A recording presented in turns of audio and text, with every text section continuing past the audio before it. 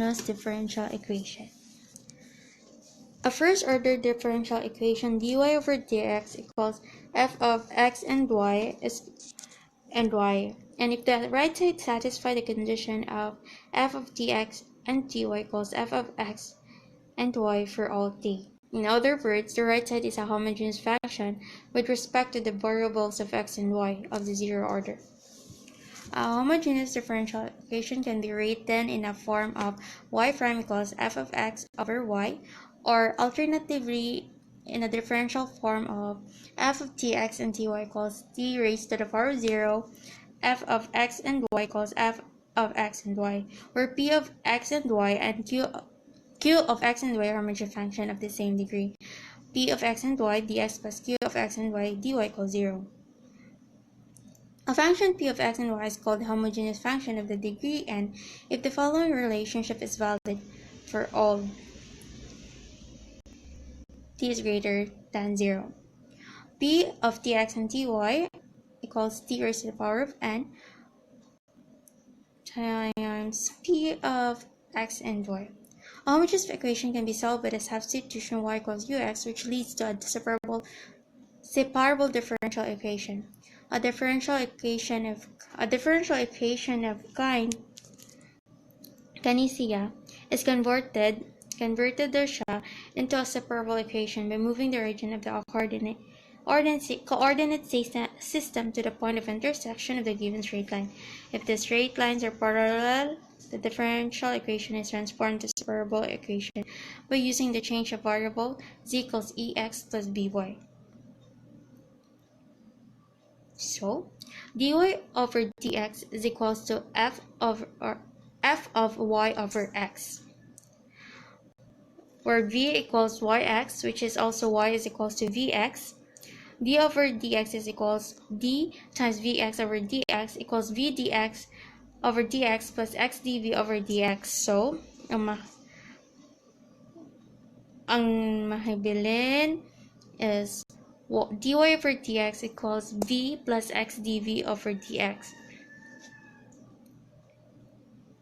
So, y equals vx, kani siya, and the dy over dx is equals v plus x dy over dx. So, kani siya. Remember kung di ba namatay duha ka function, which is the m and the n sa equation. So if ever mas sayon ang m, or what I mean is simple siya, ang yung equation or variables is simpler than n, so we have to use x equals vy, derivative of x equals v dy plus y dv. If n naman ang simpler, we have to use y equals vx, derivative of y equals v dx plus x dv. So let's solve another problem. 3x squared minus 2y squared times y prime equals 2xy when x is equal 0, y equals negative 1. So here we have to make y prime to dy over dx. So 3x squared minus 2y squared times dy over dx equals 2xy. Then multiply it by dx both sides. So mahimong siya 3x squared minus 2y squared dy equals 2xy dx. So, kani siya, dara ang dx, dara sad ang dy. So, meaning, mas kuan ni siya. Mas simpler ang m. No, xv equals vy, dx equals vdy plus y dv atong gamitan. So, man na, i-substitute na nato. Mana ni siya, then, distribute sa nimo siya, ay siya, distribute na nimo, mahimo na siyang answer. Muna na siya, then sunod, ang dy, distribute, higit na nimo ang dy, sana, then kani siya, mo siya multiply, muna siyang answer. So, transpose nimo siya. Gitranspose, kani siya, gitranspose dire. Mana na siya. So, combine like terms, manina have v squared y squared dy minus 2y squared dy minus 2vy cubed dv equals 0. Sunod ana is naman sila common factor mo na siyang i-times to 1 over y squared. So ang mahibilin mo na siya v squared dy minus 2 dy minus 2 vy dv because so you have to factor it out. V squared minus 2 dy minus 2 vy dv equals 0. So kana ko man i-cross multiply ni mo. So mahibilin dy over y minus 2v over v squared minus 2. So man i-integrate ni mo na siya integrate. Sunod kay mo na ni ang answer l and y minus l n times v squared minus 2 equals c. So we have to naman siya rule sa logarithm. So munang ln times y over v squared minus 2 equals c. So kana siya cancel. So mahibil y over v squared minus 2 equals c. Y equals c v squared, y equals c times v squared minus 2. So mani gibalik na nato ang original niya. Mani, so ang atong general solution is y cubed equals c times x squared minus 2y squared, or y cubed over x squared minus 2y squared equals c. Muna itong general solution. Then, naman tayo condition. So, ato siyang substitutan. So, answer 1 half and then 1 half. So, ang atong particular solution kay y cubed equals 1 half x squared minus y squared, or y cubed over x squared minus 2y squared equals 1 half. Naging particular solution siya because ang arbitrary constant is na-define na siya. Theory is naapa siya. So, general solution. Pagkabas sa particular, na-define na nimo siya. Sunod, linear differential equation. A linear differential equation is defined by the linear polynomial equation, which consists of derivatives of several variables. It also stated as linear partial differential equation when the function is dependent of variables and derivatives are partial. A differential equation having the above form is known as the first-order linear differential equation, where p and q are either constant or functions of the independent variable. In this case, x only. In this case, also the differential equation of the form dy over dx plus py equals q is a first-order linear differential where p and q are either constant or function of y, independent variable only. To find linear differential equation, we have to derive this general form or representation of the solution. So here's solving linear differential equation. For finding we determine function of the independent variable. Let us say m of x, which is known as the integrating factor. Multiplying both sides of the equation with the integrating one, we get m of x dy over dx plus m of x py equals q times m of x Now we choose m of x in such a way that the left-hand side of the equation becomes the derivative of y times m of x. So d of y times m of x over dx equals m of x dy over dx plus y of d of m of x dx.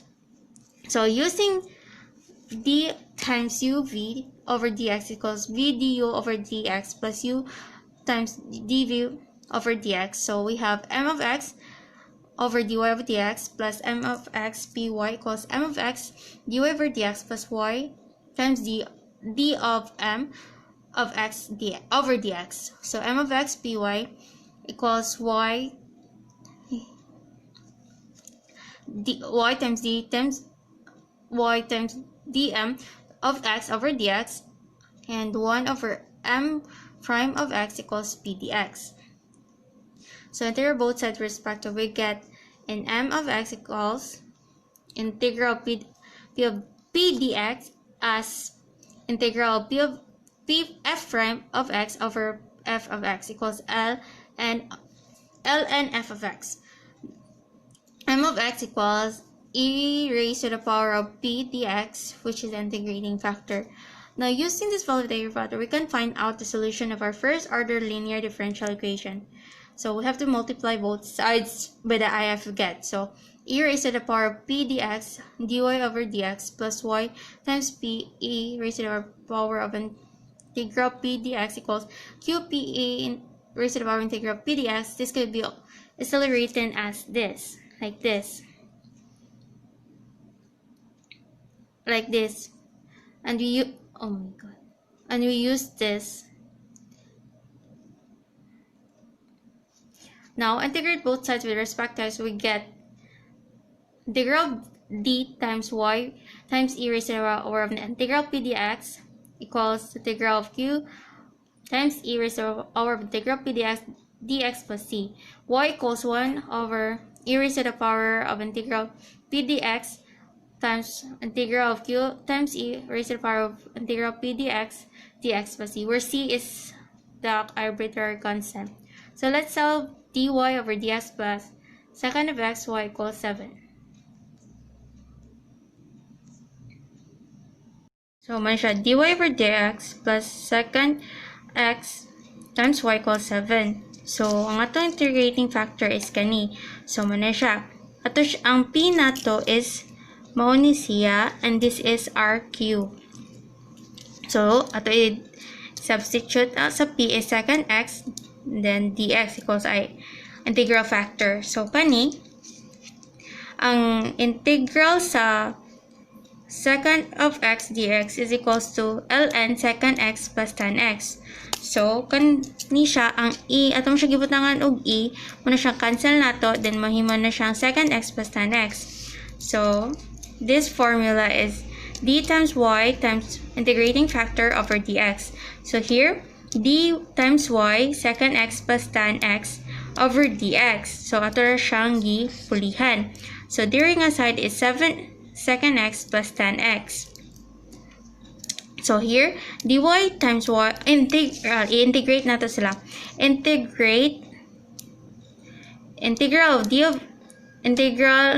of d times y times second x plus tan x over dx equals integral 7 times second x plus tan x dx. So ang integral niya is y times second x plus tan x equals 7 times ln second x plus tan x plus ln second x siya. So here ato na siyang transpose, no, not transpose, but we move this second x here under the 7 ln. So there y muna na siya, y equals 7 times ln second x plus tan x plus ln second x over second x plus tan x plus c. So mao na ni siya ang atong general solution. So atong another example is x plus 3y dx minus x dy equals 0. So here aton pwede na nato siya i-rearrange. Kita maka nga mas simpler siya ang negative x dy, diba, equals 0. Meaning ani in linear siya sa y. Diba in linear man siya sa y, we assume that. So we multiply negative 1 to here. So man siya na positive siya x dy, diba? Negative man siya na times negative 1. So man siya. Then this positive will become negative and this will become negative 0. So we have to multiply it by 1 over dx.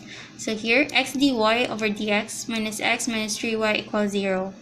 So here transpose nimo siya ang x. So muna ni siya at i-transpose nimo siya para naka atong formula. So here x dy over dx minus 3y equals x. So we have to multiply 1 over x para ma-disappear ni. So ang mahibilin dy over dx minus 1 over x 3y equals 1. Or dy over dx minus 3 over x times y equals 1. Ngunit siya atong p and this is our q. Muna siya ang atong formula. So as you can see, naa na siya dere. Sunod, nagkahuman na is we use this one y times e raised to the power of integral p of x dx equals integral of q of x e raised to the power of integral p of x dx. So, ato in distribute, diba? Dara man ato p and q. Ato na siyang i-substitute sa katong form. Sa kanisiya, formula sa ni siya. Ano siya? Y times e raised to the power of integral negative 3 of x dx equals integral of e raised to the power of integral of negative 3 over x dx. So, muna na siya. Ang iyang integral is y times e raised to the power negative 3 ln x equals integral of e raised to the power negative 3 ln x dx. So, naamantay ka ng rule set. So, muna na siya. Y raised to the power of ln x raised to the power negative 3 equals integral of e raised to the power of ln x negative 3 dx. So, here, so makancel man ni siya. Muna siya, mahibil y times x raised to the power negative 3 equals integral of, makancel man siya, muna mahibilin kay x raised to the power negative 3 dx. So, here, muna ni siya. Muna to, ato siyang integrate x raised to the power negative 2 over negative 2 plus c. Sa kani, di ba? Now, as siya x cube, it's because of this. Imo siyang multiply. Same as this. Sunod ana, so atong gibuwag ang 1/2 para ani. Natay x 1 over x squared, it's because of this. Ato siyang fraction. Ato siyang positive. So kana. So here is nahimo siyang x raised to a negative 1, it's because 2 plus negative 3 is equal to negative 1. Here, copy it also. Kahuman, muna na sa ning y equals negative 1/2 x plus cx cube. So, ato na yun siyang i-multiply by 2. Siyang 2y equals negative x kasi 2, cancel na siya. Plus cx cube na. So, ang answer na to is kani siya. Cx cube equals 2y plus x. Next is the Bernoulli's differential equations. The differential equation y prime plus p of x times y equals q of x times y raised to the power of n is known as Bernoulli's equation. If n is equal to 0, Bernoulli's equation reduces immediately to the standard form, first-order linear equation, y prime plus p of x times y equals q of x. If n is equal to 1, the equation can also be written as a linear equation. Y prime plus p of x times y equals q of x times y, or y prime plus p of x minus q of x times y equals 0. However, if n is not 0 or 1, then Bernoulli's equation is not linear. Kung dili gani siya 1 or 0, dili linear equation.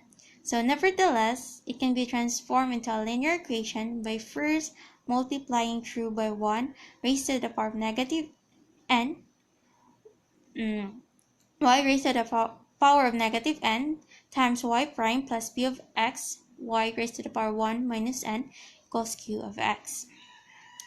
And then introducing the substitution, which is w equals y raised to the power 1 of minus n, w prime equals 1 minus n times y raised to the power of negative n times y prime. The equation above them become 1 over 1 minus n times w prime plus p of x times w equals q of x, which is linear in w since n is not equal to 1. So here, dy over dx plus p of x times y equals q times q equals q of x times y raised to the power of n. So first is we have to divide by y raised to the power of n. Dy over dx plus p of x times y raised to the power 1 minus n equals q of x. Then, siya divide, diba? Divide by 1 over yn. So here, set z equals y raised to the power 1 minus n. dz over dx equals 1 minus n times y raised to the power of 1 minus n minus 1 dy over dx. And siyang i-times by 1 over 1 minus n times dz over dx plus p of x z equals q of x. Sunod is substitute 1 minus 1 over 1 minus n times dz over dx plus p of x z equals qz. Ito siya, wait lang. Atong i-substitute is dz over dx plus p sub 1 of x times z equals q sub 1 of x. So, solve na tao. So, muna itong example. Then, ato siyang gi-distribute ang dx niya. Muna siya. So, as you can see here, at para makuha siya, we have to multiply it by 1 over dx. Diba? So, ato siya, and pwede rin sa nyo siya i-arrange. I-rearrange. Muna nga na. So, muna ni. Cos x dy over dx. Cos x times dy over dx plus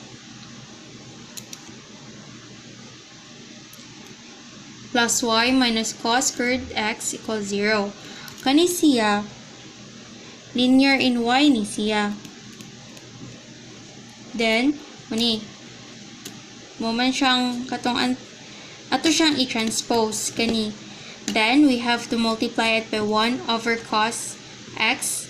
So, muna siya, dy over dx plus y over cos x equals cos x. Sunod is dy over dx plus muna siya 1 over cos x times y equals cos x. So, magawa na itong p manit yung q. Don't forget nga, linear in y siya. Sunod is, diba, formula masad gihapon ni.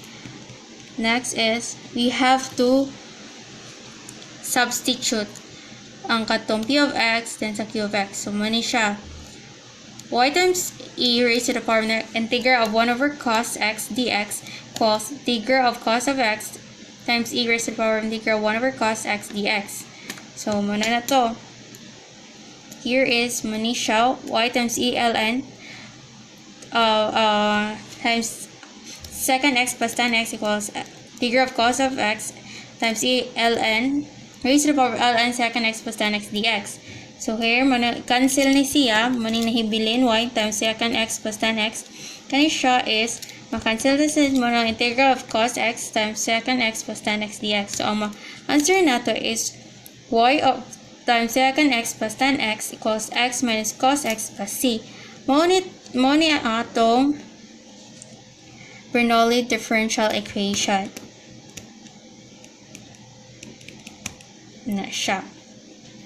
Atong ang example to, dy over dx plus y over x equals y squared. So, where p of x equals 1 of x and q of x is equals to 1. Ang n nato is 2. Sunod is, atong i-divide ang kaning dy, kani siya. So, muna 1 over y squared times dy over dx plus 1 over y atong 1 minus n. So, atong n is 2. 1 minus 2 equals 1. So, 1 over y squared times dy over dx plus 1 over x y raised to the power of negative 1 equals 1. So, here, we use this formula. dz over dx equals 1 minus n times y raised to the power of 1 minus n dy dx.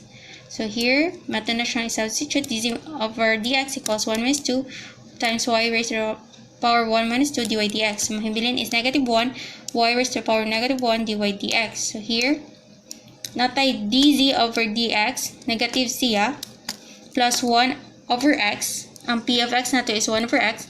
Atong gisubstitutan siya og z equals, z ni siya, equals 1. So, we have to multiply with negative 1. Para may siyang positive. Mana siyang dz over dx minus 1x z equals negative 1. Harta sa integrating factor na siya.